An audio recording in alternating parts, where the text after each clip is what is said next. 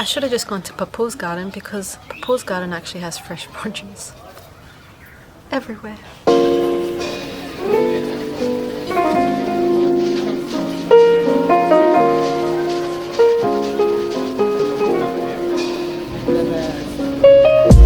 Sometimes we go through life not giving much thought about where our food comes from. When we go to the grocery store, we buy our weekly groceries. There seems to be an abundant flow of tomatoes and cucumbers all year round.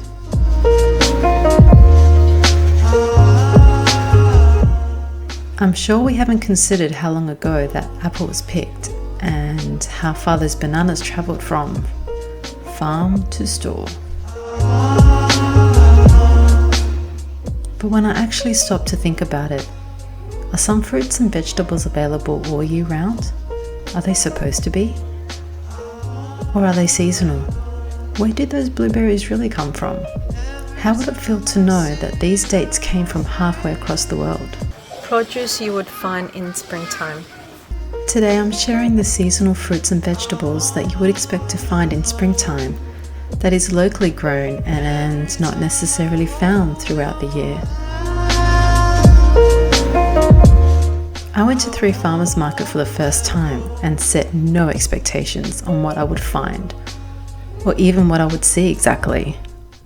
In case you're wondering, according to Seasonal Food Guide Australia, you should be able to find bananas, grapefruit, lemons, oranges, artichokes, asparagus, bean sprouts, beetroot, broccoli, Brussels sprouts, cabbage, cauliflower, fennel, leeks, mushrooms, peas, rhubarb, silver beet, spinach. But I'm here to tell you that you'll find so much more. I'm going to share with you my experience of going to our local farmers market in good old Sydney town.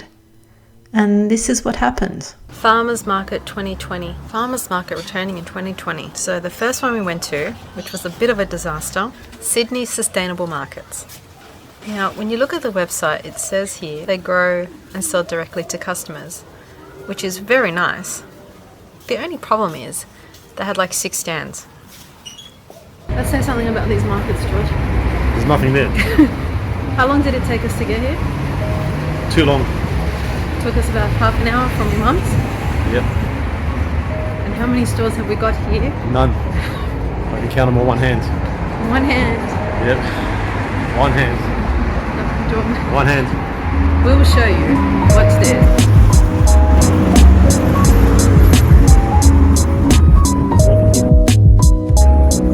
One, two, three, 4, 5, 6 stores. How disappointing. You want a coffee?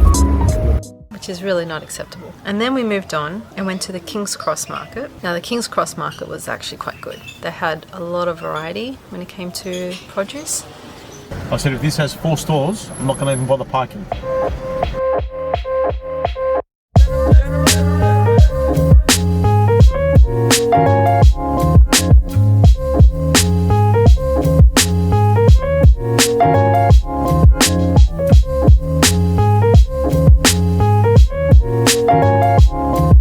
Told you to have faith, and you found parking in King's Cross. It's because I found parking. No, I put it out there and we found parking in 60 seconds. More like 3-4 minutes. I found parking, thank you very much. Walking through the hustle and bustle of this place, I felt alive. The produce that was being sold felt alive, almost vibrating at a higher frequency. Compared to conventional grocery stores where each tomato looks exactly the same. As George and I were wandering through the different stalls, we noticed the open air, freshly baked bread and pastries, local cheese, and organic and sustainable clothing brands.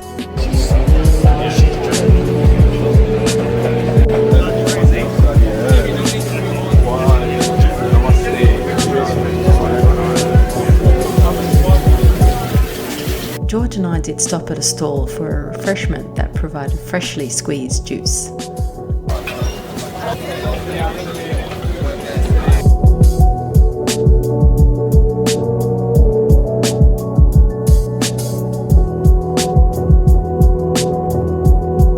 We stopped at one store and bought some bananas and kale, which is important, that's for sure.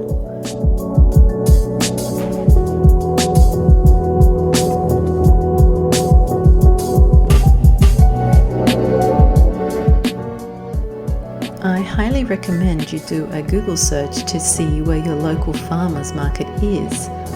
Not only will you be supporting local businesses who have unfortunately suffered tremendously during this crippling time, but you will be purchasing some of the most freshest and produce possible that hasn't traveled from another country or been sitting in boxes for weeks or even months on end.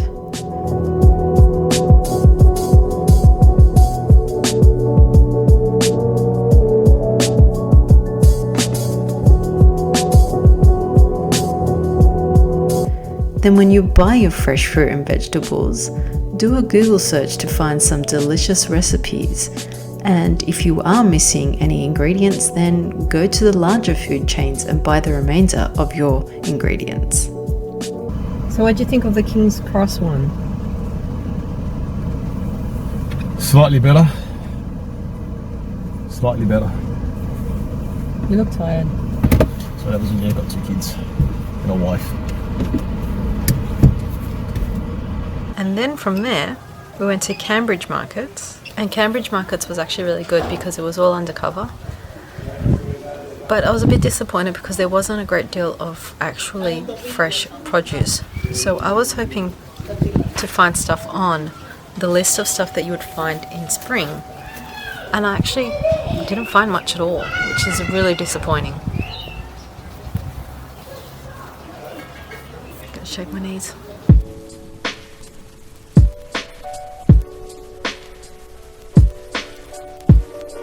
So where are we now, babe? I don't know. The 3rd markets for the day.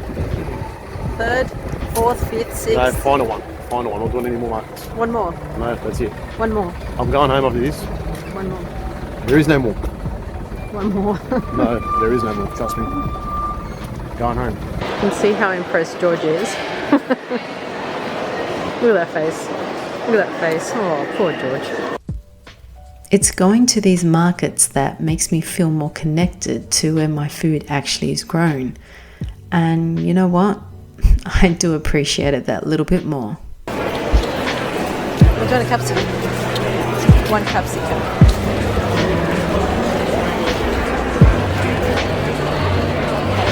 It's just me, or is anyone else really disappointed with what's being displayed?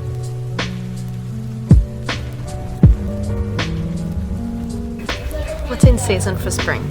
According to this list, we should find apples, grapefruit, lemons, mandarins, oranges, papaya, pawpaw, pineapples, and vegetables. There should be artichokes, Asian greens, asparagus, avocados, beans, broccoli, cabbage, carrot, cauliflower, garlic, ginger, leek, lettuce, peas, potato, pumpkin, silver beet, spinach, spring rolls. Spring onions.